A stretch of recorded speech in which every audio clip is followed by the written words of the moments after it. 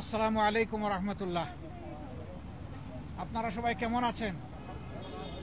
আলহামদুলিল্লাহ। আপনারা ইতিমধ্যেই জেনেছেন যে আমরা আজকে মাননীয় প্রধান উপদেষ্টার সাথে সাক্ষাতের জন্য এখানে এসেছিলাম।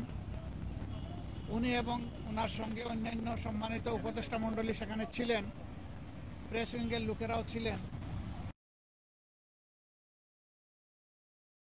বলেছি আগামীতে শান্তি শৃঙ্খলার সাথে থেকে একটা কার্যকর নির্বাচনের দিকে আগাতে পারে, সেই বিষয়গুলো নিয়ে আলোচনা হয়েছে। এবং দেশ আমাদের সবার, জাতি ধর্ম দলমত নির্বিশেষে সবাই মিলেমিশে জাতীয় ঐক্য কীভাবে আরও সিমেন্টেড করা যায়, প্রশাসনে আরও কীভাবে গতি আনা যায়, এই সমস্ত বিষয় নিয়ে আলোচনা হয়েছে। পাশাপাশি আলোচনা হয়েছে দ্রব্যমূল্যের যেটাতে মানুষের কষ্ট হচ্ছে, এইটাকে লাঘব করার জন্য মানুষের সামর্থ্যের ভিতরে দ্রব্যমূল্যকে নামিয়ে আনার জন্য কী পদক্ষেপ নেওয়া যায়, সেই সমস্ত বিষয় নিয়ে আলোচনা হয়েছে।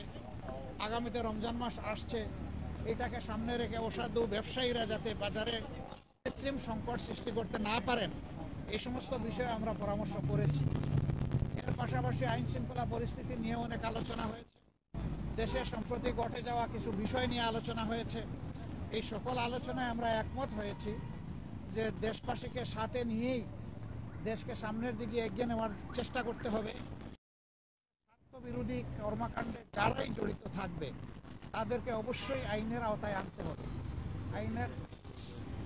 আইনের আওতায় এনে দেশকে শান্তি শৃঙ্খলা ফিরিয়ে দিতে হবে। এবং এর জন্য প্রয়োজন হচ্ছে সর্বোচ্চ দল মত ধর্ম ভিন্নতা থাকবে, এটা খুব স্বাভাবিক, কিন্তু জাতীয় স্বার্থের জায়গাগুলোতে আমরা যেন সবাই একমত থাকতে পারি, ঐক্যবদ্ধ থাকতে পারি। আপনাদের মাধ্যমে আমরা সেই আহ্বান জানাই এবং আমরা সেখানেও এটা তুলে ধরেছি। তো এই ছিল মোটামুটি আজকের আলোচনার বিষয়বস্তু। আমরা এখন বিদায় নিতে চাই। আপনাদের একান্ত জরুরি কোনো প্রশ্ন থাকলে করবেন, আদারওয়াইজ আমাদেরকে ছুটি দিলে খুশি হব। না না, ওই রকম ডেফিনিট কোনো আজকের প্রেক্ষাপটটা ঠিক ওরকম ছিল না, এই জন্য ওই ধরনের ডেফিনিট কোনো আলোচনা আমরা করি।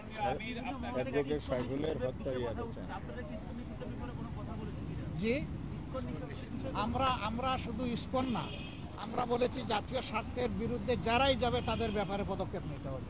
মাননীয় আমির গতকাল বিএনপির একটি প্রতিনিধি দল প্রধান উপদেষ্টার সাথে দেখা করে দেশের সাম্প্রতিক পরিস্থিতিতে উদ্বেগ প্রকাশ করেছেন। জামাতের পক্ষ থেকে কি এরকম কোনো উদ্বেগের কথা বলা হয়েছে কিনা? আর দ্বিতীয় কথা হলো যে বিএনপির পক্ষ থেকে সকল দলকে নিয়ে একটা জাতীয় ঐক্যের কথা বলা হয়েছে এবং বিএনপি বলেছে নির্বাচনের একটা রোড ম্যাপ। এই তিনটা কি আপনারা বলেছেন কিনা? না, জাতীয় ঐক্যের কথাটা অবভিয়াসলি এসেছে এবং আমাদের উদ্বেগ নিয়েই তো আমরা আলোচনা এখানে বসেছি। সেই উদ্বেগ ওই অর্থে নয় যে হায় হায় দেশ বলে গুল্লায় গেল, বিষয় তা না। বিষয় হচ্ছে আমাদের দেশের শান্তি শৃঙ্খলা কারা ধ্বংস করতে চায় তাদেরকে চিহ্নিত করতে হবে এবং ঐক্যবদ্ধভাবে এটার মোকাবেলা করতে হবে জাতি হিসাবে। যে আর কিছু নির্বাচন নিয়ে আপনাদের না, আমি বলেছি, অলরেডি বলেছি এই ব্যাপারে উত্তর। একেবারেই একমত, এখানে কোনো দ্বিমত নাই। জাতীয় ঐক্য অবশ্যই থাকতে হবে। নির্বাচন নিয়ে জামাতের বক্তব্যটা কি আসলে? না, আমাদের বক্তব্যটা আমরা পরিষ্কার করেছি যে মিনিমাম সংস্কার যেগুলো দরকার, যেমন আমাদের 41 দফা দাবি আছে সংস্কারের, কিন্তু এই সরকারের জন্য আমরা 41 দফা দেইনি। আপনাদের মাধ্যমে আমরা মাত্র 10 দফা দিয়েছি, জাতির সামনে উপস্থাপন করেছি এবং তাদেরকে আমরা হ্যান্ড ওভার দিয়েছি। আমরা চাই যে এই সংস্কারগুলো দ্রুত করা দরকার। এই সংস্কারগুলো করে যত দ্রুত সম্ভব নির্বাচন দিয়ে দেওয়া উচিত।